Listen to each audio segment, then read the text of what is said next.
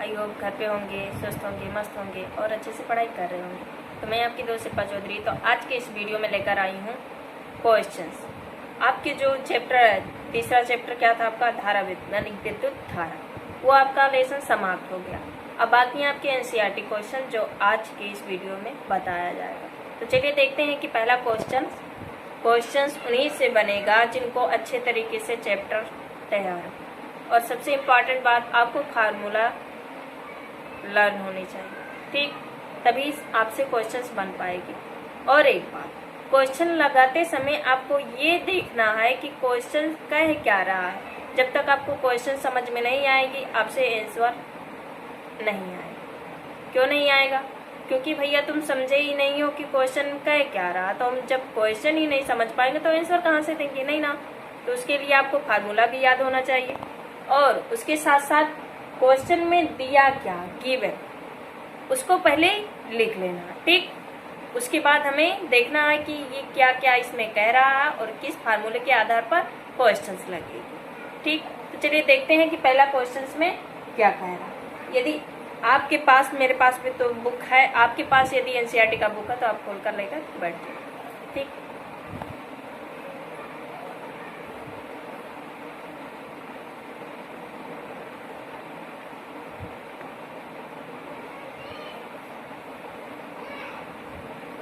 पहले क्वेश्चन में क्या कह रहा है कि किसी कार की संचायक बैटरी का विद्युत वाहक बल 12 वोल्ट है। यदि बैटरी को आंतरिक प्रतिरोध 0.4 ओम हो तो बैटरी से ली जाने वाली अधिकतम धारा का मान क्या होगा। ये पूछना क्या चाहता है, मैक्सिमम धारा पूछ रहा है कि उसका जो अधिकतम धारा होगा वो क्या होगा। तो चलिए पहले गिवन लिख देते हैं, यानी इसमें जो जो लिखा उसको पहले हम लिख लेंगे, ठीक।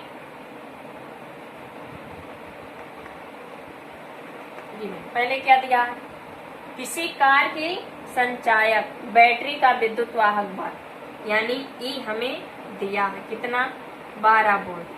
यदि बैटरी को आंतरिक प्रतिरोध कितना दिया है, यानी आर दिया आपका 0.4। इतनी बात क्लियर। अब पूछ रहा है दो बैटरी से ली जाने वाली अधिकतम धारा का मान क्या होगा। तो हम फार्मूला जानते हैं बाबू, क्या होता है, E/R प्लस आर क्या, कैपिटल आर पूरा प्रतिरोध, ये स्मॉल आर क्या, आंतरिक प्रतिरोध है। तो हमें मैक्सिमम धारा निकालना है। तो मैक्सिमम धारा के लिए आर का मान क्या होगा, यहाँ बगल में लिख लेना, हम याद रखना कि 0 होता है, ठीक है। अगर हम अधिकतम धारा निकालेंगे तो ये आर का मान क्या होगा, 0 होगा। तो ये फार्मूला क्या आ जाएगा, E/R। अब मान उठाकर रख दो, क्या आ जाएगा, E का मान कितना है, 12, R का मान कितना है, 4। इतनी बात समझ में आई। E का मान कितना, 12, R का मान 4, 4 तिया 12। और एक कंडीशन, यहाँ दशमलव लगा था ना, मैंने नहीं लिखा, 0.4, ठीक। ओम, यहाँ भी क्या रहेगा, 0.4, ठीक। अभी चलो नहीं काट रहे, अभी मान पुटअप कर दे रहे, E/0.4। अब भाई एक पॉइंट यहाँ नीचे हटाएंगे तो ऊपर 10 बढ़ेगा कि नहीं बढ़ेगा, बढ़ेगा। तो गुणे क्या आ जाएगा, 10 आ जाएगा। अब काटेंगे, यहाँ 4 बता 4 तिया 12, तो 10 का पारा 3 बार तो कितना आएगा, मैक्सिमम धारा आपका आ जाएगा 10 तिया 30।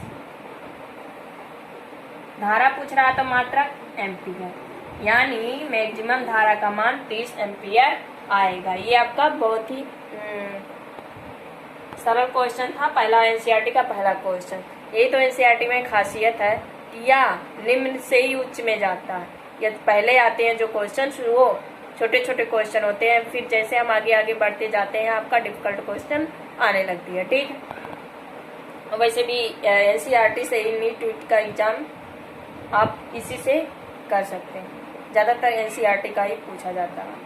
ठीक, तो पहला क्वेश्चन समझ में आया। इसने पहले क्वेश्चन में पूछा क्या, किसी कार की संचायक बैटरी का विद्युत वाहक बल जिसे मी से प्रेजेंट करते कितना है 12 वोल्ट। यदि बैटरी को आंतरिक प्रतिरोध 0.4 ओम हो, आंतरिक प्रतिरोध को हम किससे प्रेजेंट करते हैं, स्मॉल आर से। कितना दिया है 0.4 दिया।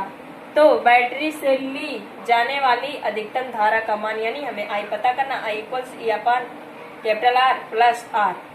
मैक्सिमम के लिए आर का मान 0 होगा, ये फार्मूला यहाँ आ जाएगा। मैंने ई पता आर पता उसके फार्मूले पे रख दिया और मैक्सिमम धारा यानी 30 एम्पेयर निकल कर चली जाए। ठीक, तो आशा करती हूँ कि आपको पहला क्वेश्चन समझ में आ गया। लिखना चाहे लिखें, उसके बाद हम दूसरा क्वेश्चन देखेंगे।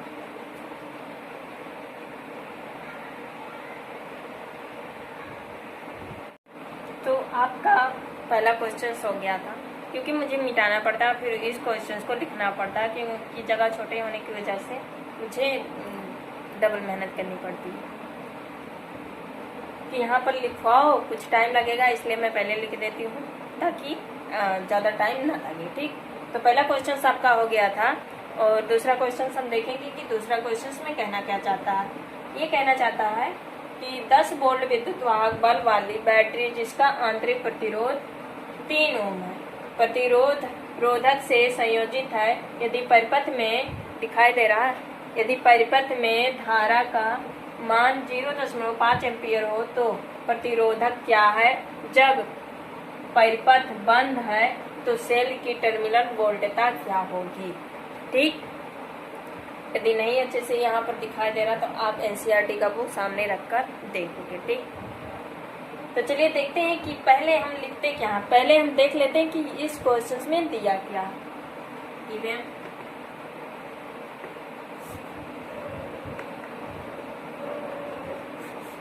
पहले क्या दिया, 10 वोल्ट विद्युत वाहक बल, यानी ई बराबर कितना दिया 10, बल वाली बैटरी जिसका आंतरिक प्रतिरोध कितना दिया 3 ओम। कितना 3 ओम, प्रतिरोधक से संयोजित है। यदि परिपथ में धारा का मान यानी आई का भी मान दिया है कितना 0.5 हो तो प्रतिरोधक क्या है। जब परिपथ बंद हो तो सेल की वोल्टता क्या होगी। ठीक, यानी प्रतिरोधक आर पूछा है और टर्मिनल यानी वोल्टता बी पूछा है। इन्हीं दोनों का मान हमें ज्ञात करनी है। ठीक, इन्हीं दोनों का मान हमें ज्ञात करनी है। तो देखिए कैसे हम ज्ञात करते हैं कि अभी हमने एक फार्मूला पढ़ा, I equals A upon R plus small.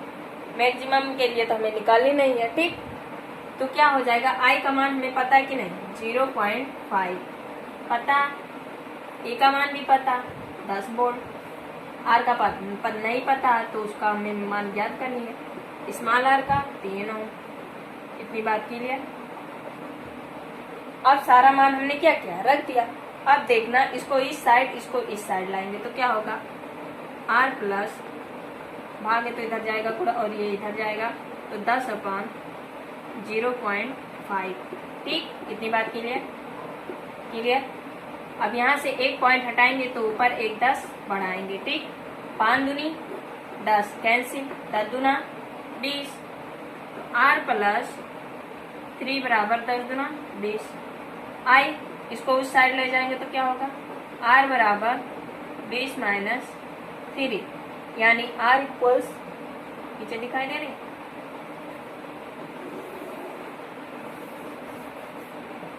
Are equals कितना आएगा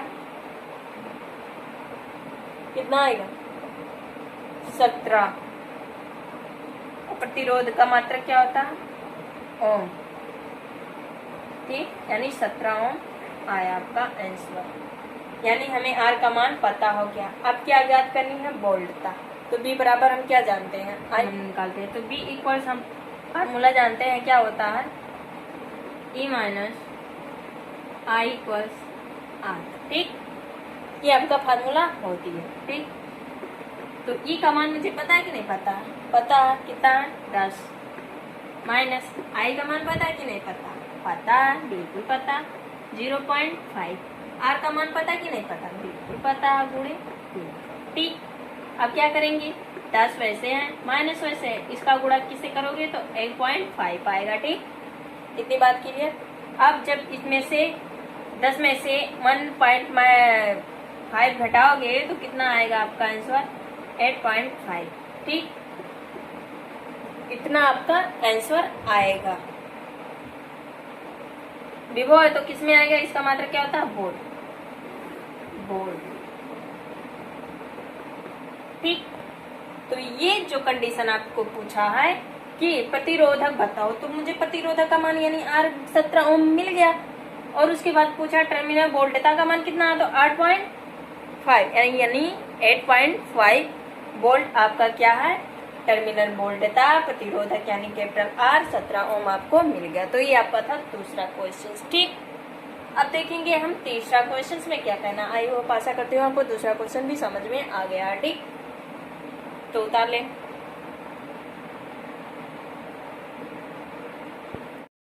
तो आपका दूसरा क्वेश्चन भी हो गए। ठीक, अब हम देखेंगे तीसरे क्वेश्चन में ये कहना क्या चाहता है। ठीक, तो चलिए देखते हैं। यदि बब्बू मेरे ना दिखाई दो यहाँ पर अच्छे से, तो आप अपने सामने एनसीईआरटी का बुक रखेंगे। ठीक, चलिए देखते हैं कि तीसरे क्वेश्चन में क्या है। यानी तीसरे क्वेश्चन में 2 क्वेश्चन पूछा है। देखिए कि पहले क्वेश्चन में ए में कहा है कि ए ओम कामा 2 ओम और 3 ओम के 3 प्रतिरोधक किसमें लगे हैं। यानी आ गई क्वेश्चन श्रेणी समांतर। ठीक, श्रेणी में संयोजित है, प्रतिरोधकों के संयोजन का कुल प्रतिरोध क्या है। ठीक, पहला क्वेश्चन पूछा कि कितने श्रेणी क्रम में लगे हैं प्रतिरोधक, तो प्रतिरोधों के संयोजन का कुल प्रतिरोध बताइए पहले क्वेश्चन में। ठीक, तो सबसे पहले मैं श्रेणी क्रम का क्या बनाना चाहूंगी, फिगर। किसका, श्रेणी समूहन।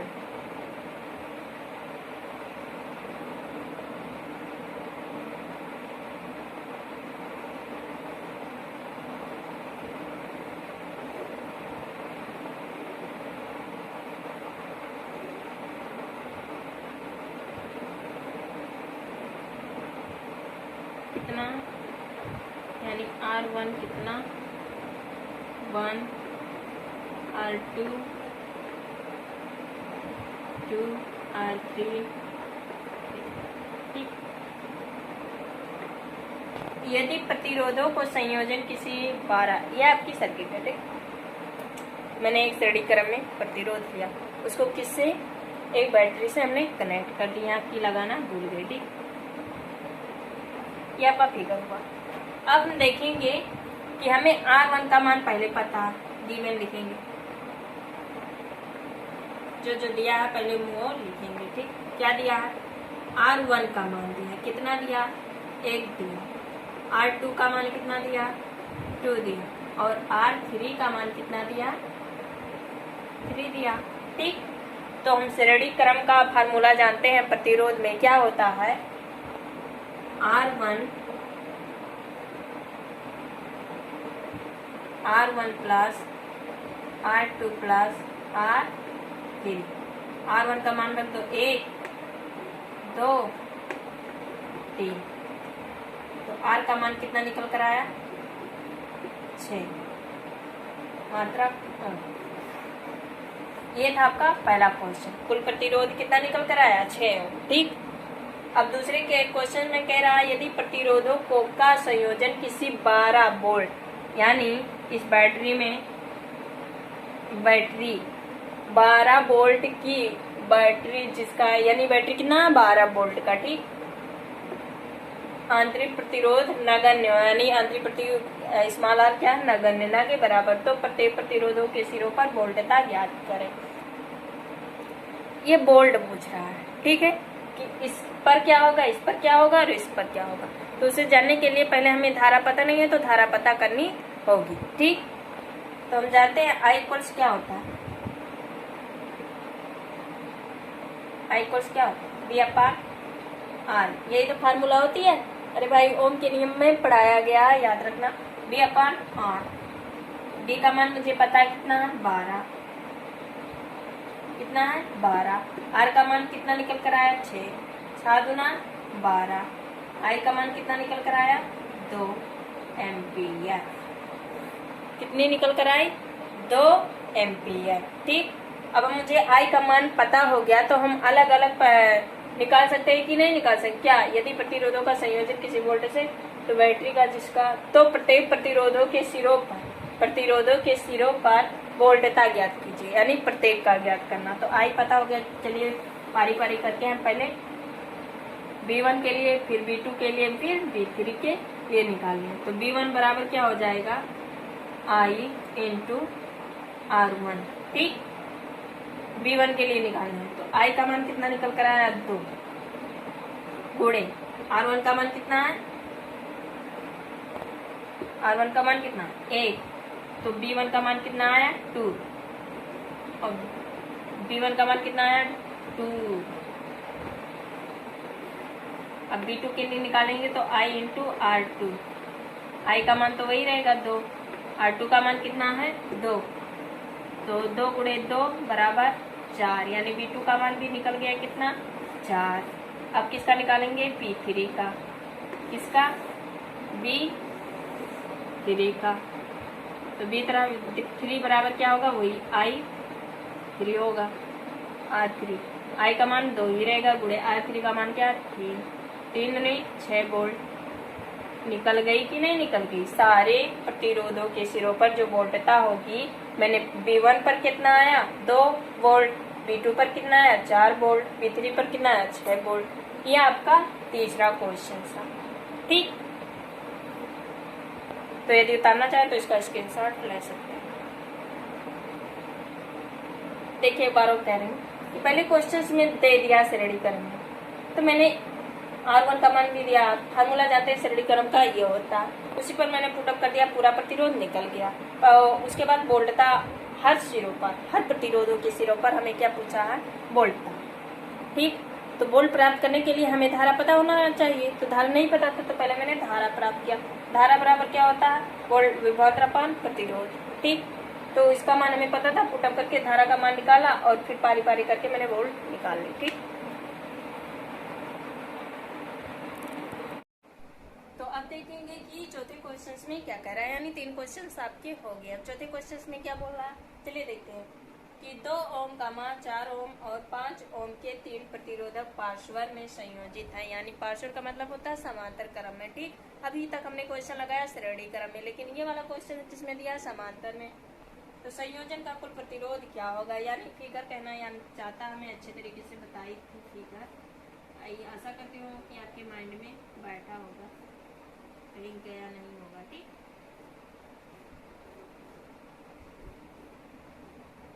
इसका R1 था, R2 था, R3, समांतर में I1, I2, I3, इसको किससे कनेक्ट किए थे? एक बैटरी से। ठीक, ये यही था कि नहीं था? यही था भैया, यही था। ठीक, तो पहले क्वेश्चन में क्या कहना चाहता है, पहले तो सबसे पहले मैं जो क्वेश्चन में दिया होता है उसको पहले लिख लेना। ठीक, क्या दिया है? R1 का मान कितना दिया?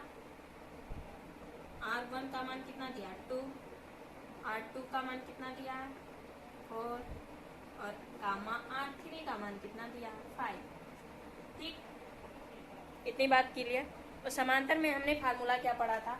प्रतिरोधों में धारा का नहीं पढ़ा रहे, प्रतिरोध 1/R, 1/R1, 1/R2,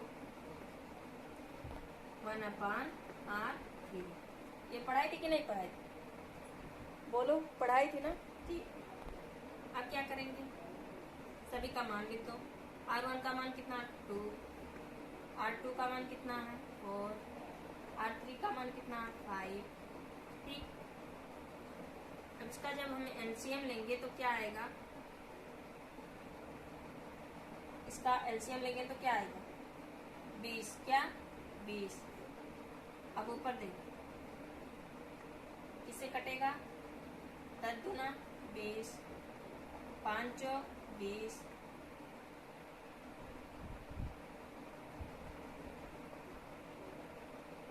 5 20। ठीक, ये होगा। अब ऊपर जोड़ लो कितना होगा? 15 19 होगा, और 19 अपन 20।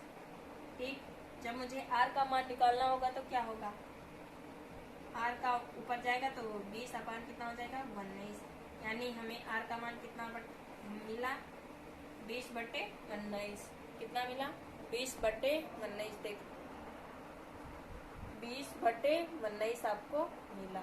ठीक, अब उसके बाद प्रतिरोध तो हमें पता हो गया कि कुल प्रतिरोध कितना होगा 20/19 ओम होगी। ठीक, अब दूसरे क्वेश्चन में क्या पूछा है, यदि संयोजन को किससे जोड़ दो, 20 वोल्ट वाले बैटरी से जोड़ दो।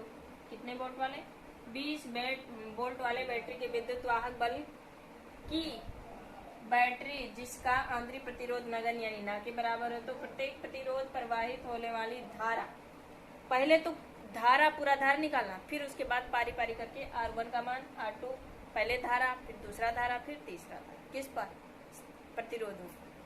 प्रतिरोधों की सिरों। ठीक, ये वाला कंडीशन आपका कंप्लीट। अब हम जानते हैं I बराबर क्या होता है, B/R। यही होती है कि नहीं फार्मूला। अब भैया हमें कुछ धारा पता करना है, तो B का मान कितना है, B का मान कितना है 20, R का मान अभी जस्ट निकाले हैं 20/19। कितना 20/19, 20 से कैंसिल, I का मान कितना आया 19। कितना आया 19 आया।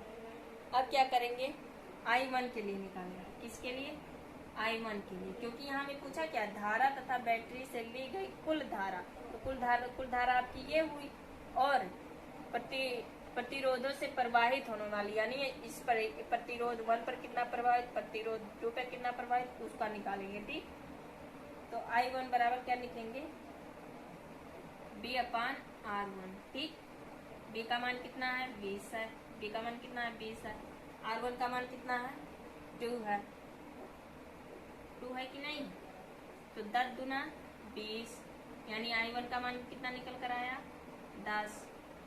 ठीक, I1 का मान कितना निकल कर आया, ये निकल कर आया। अब किसका हम निकालेंगे, I2 का मान निकालेंगे। I2 बराबर B/R2। B का मान मुझे पहले से पता है कितना है 20 है, R2 का मान कितना दिया है 4 है, 5 चौक 20, I2 का मान कितना निकल कर आया 5 आया। ठीक, अब I3 के लिए निकाल लेंगे, तो क्या होगा B/R3 होगा। B का मान 20 रहेगा, R3 का मान कितना है 5 है, 5 चौक 20, I3 का मान कितना निकल कर आया 4 आया। अब ये आपका आंसर है। अब यहाँ देखना I1 का मान कितना है 10 है, I2 का मान कितना है 5 है, 10 5 15, और I3 का मान 4 है, तो 15 4 कितना हुई 19। तो कुल धारा वही तो निकल कर आई, कहाँ गई भैया 19 तो आई थी, तो चाहे इसको पहले निकाल लो, इसको बाद में निकाल लेना, लेकिन कंडीशन वही आएगी। ठीक, तो ये पूरा पोर्शन आपका कौन सा क्वेश्चन था, चौथा। अब देखेंगे 5वें क्वेश्चन में क्या बोला है, यदि उतारना चाहे तो उतार।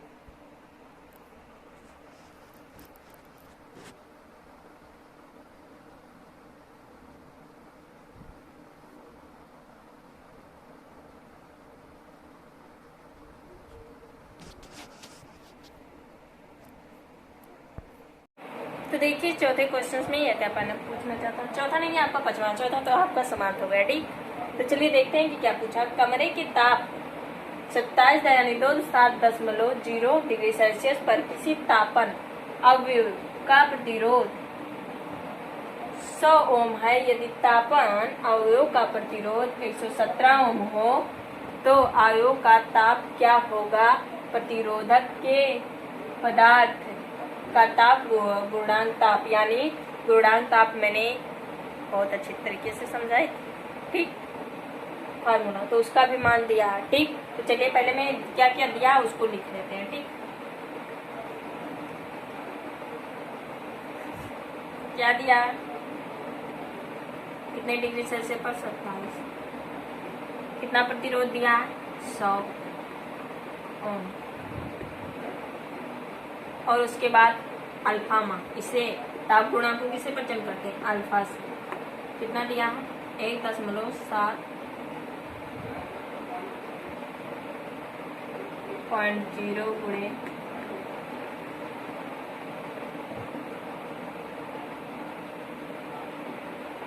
4 किलो, ठीक। उसके बाद T ताप पर कितना दिया, कहाँ गया मान जी, यहाँ तो RT ताप पर प्रतिरोध कितना दिया, इतना दिया, ठीक। तो हमें फार्मूला पता है क्या होता है, अल्फा इक्वल्स RT माइनस और 27 अपॉन और 27 क्या होगा, इसका मान मैंने पहले ही बता चुकी थी अच्छे तरीके से, कहाँ याद करो, ताप गुणांक जब पढ़ाई थी तब R0 ली थी, ठीक, याद करो। इस चीज को याद होगा तो उसको तो समझ में आ रही होगी कि कहाँ से कैसे मैंने लाई, यदि वो पढ़ा होगा ताप गुणा मैंने बहुत अच्छे तरीके से समझाया था, ठीक। तो मैंने जितना मान दिया था लिख लिया, ये फार्मूला आपको याद कर लेना, ठीक। 27 डिग्री सेल्सियस पर किसी ताप का प्रतिरोध 100 ओम, क्लियर। ताप गुणांक का मान इतना दिया, ठीक। और इसके बाद T ताप पर प्रतिरोध कितना, 117 ओम दिया, ठीक। फिर फार्मूले के आधार पर क्या करेंगे, रख दो, हमें इसका मान पता है कि नहीं पता, कितना 1.7 गुणे 10⁻⁻4 इतना आपका दिया हुआ है, ठीक।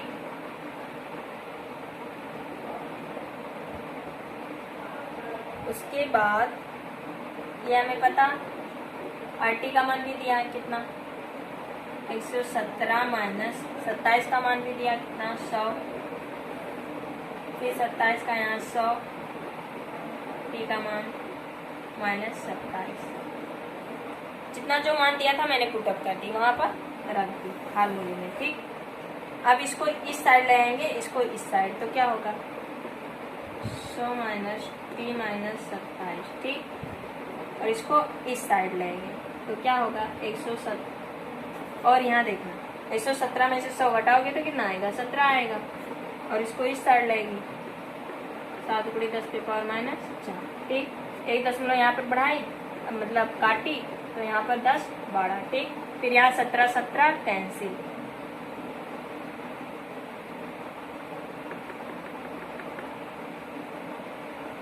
अब क्या होगा, ये 100 इधर जाएगा तो T माइनस 27, 100 इधर गया, यहाँ ऊपर कितना है 10 है,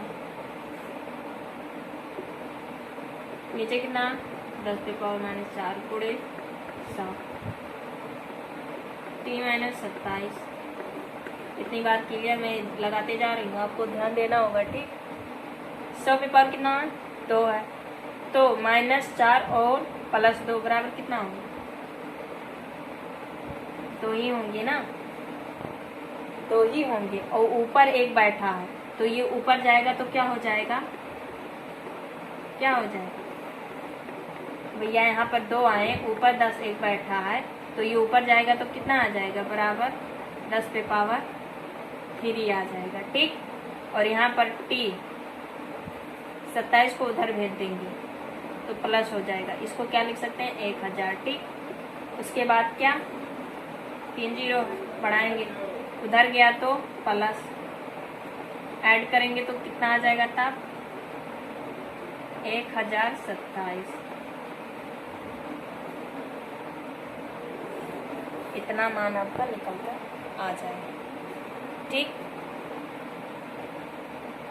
ये आपका था कौन सा क्वेश्चन, 5वां क्वेश्चन। आशा करती हूँ आपको समझ में आ गई, एक बार और समझा दे रही हूँ कि 27 डिग्री सेल्सियस पर ताप का प्रतिरोध 100 है, ताप गुणांक मुझे मालूम है, किसी ताप पर प्रतिरोध कितना है, इतना है, उसका फार्मूला मुझे अच्छे तरीके से लाना है, जो नई वीडियो देखा हो जाकर देख ले। उसके बाद इसके मान को रखा, इसके मान को रखा, इसको जब इसको कैंसिल की तो कितना आया था 17, 100 में 117 में 100 घटाई तो 17 आया, ठीक। और इसको इस साइड लाएगी, इसको इस साइड लाई तो ये आया, यहाँ से 1 दशमलव काटी, 10 बढ़ा 17 17 से कैंसिल, बाकी बचा 10 पे पावर -4।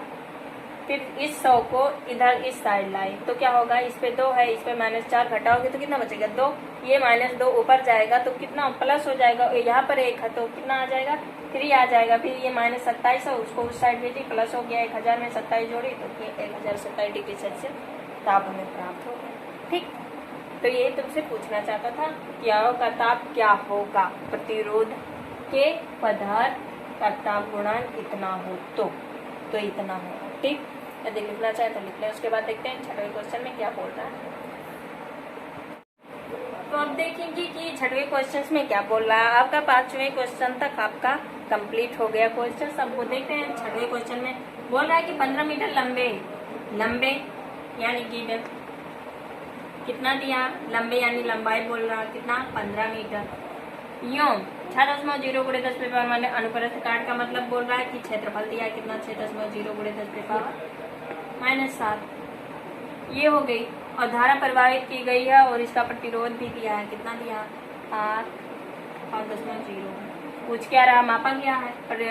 प्रयोगी ताप पर तार के पदार्थ के प्रतिरोधकता का मतलब होता है, जैसे कि विशिष्ट प्रतिरोध हमने पढ़ा है, उसके बाद विशिष्ट चालकता पढ़ा था। विशिष्ट चालकता ही प्रतिरोध क्या होती है, प्रतिरोधकता, जिसे हम रो से प्रेजेंट करते हैं। अच्छे तरीके से मैंने बताई थी।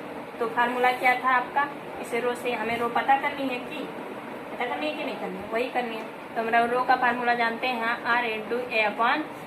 सभी का मान हमें क्वेश्चन ज़्यादा ये वाला डिफिकल्ट नहीं है, खाली फार्मूले के आधार पर है। ए का मान मुझे पता है कितना 6.0 × 10⁻⁷। उसके बाद ए का मान भी मुझे पता है कितना है। आर का मान मुझे पता है कितना 5.0। उल्टा कर दिया, पहले आर का मान को टक करना, फिर ए का मान कितना है देख लो भैया, देख। एल का मान कितना है 15, 5 × 15, 3 दूनी 6, कितना निकल कर आया 2 × 10⁻⁷। ठीक, ये आपका था पी।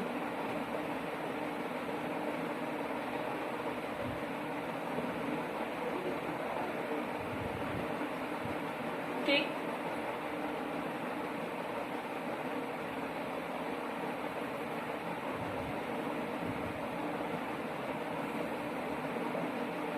तो ये लिखना चाहे तो लिखो। चलिए अब देखते हैं कि 7वें क्वेश्चन में क्या कह रहा है।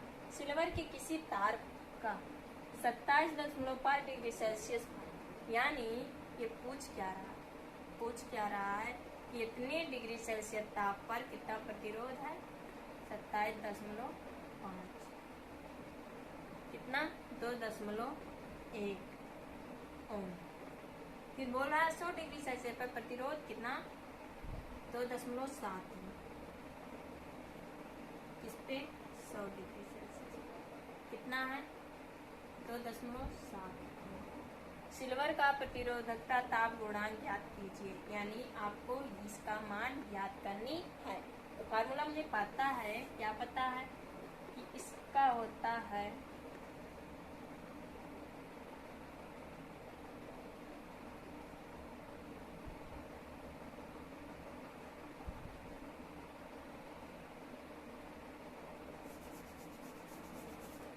फार्मूला मुझे क्या पता है, अभी मैंने बताया थी क्या होता है कि अल्फा इक्वल्स R⁻, यही लिखना, अभी यही मान पुटअप कर देंगे। ठीक, ये फार्मूला में बताई थी, ये क्वेश्चन लग चुका है, एक वाला क्वेश्चन लग। उसके बाद मैंने क्या किया 100 - 27.5।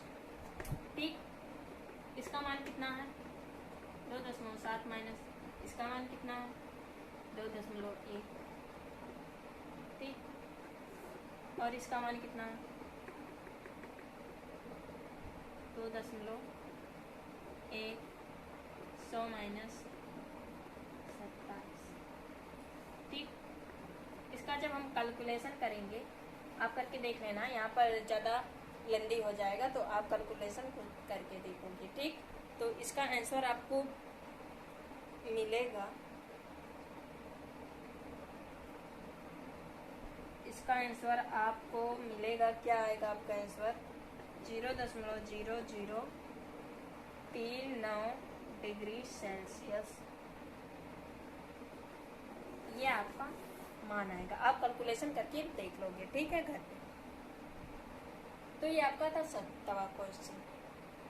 तो आज की वीडियो में इतना ही। 7वीं क्वेश्चन जो आपका बाकी है अगला क्वेश्चन, सो अगले वीडियो में मिल जाएगा, क्योंकि वीडियो बहुत ही लंबा हो जा रहा है, ठीक। तो जितना आज मतलब क्वेश्चंस लगवाया गया है, आई होप आपको अच्छे तरीके से समझ में आ गया होगा, ठीक। तो यदि समझ में आ गया हो और ना आया हो तो कमेंट में लिखकर बता दीजिए। यदि आ गया हो तो उसको लाइक से सब्सक्राइब जरूर करिएगा, ठीक। तो आज की इस वीडियो में 7 ही क्वेश्चन, अगले वीडियो में मिलते हैं। तब तक के लिए टाटा बाय बाय। आप अच्छे से घर पे रहिए, स्वस्थ रहिए, मस्त रहिए और पढ़ाई करते रहिए, ठीक।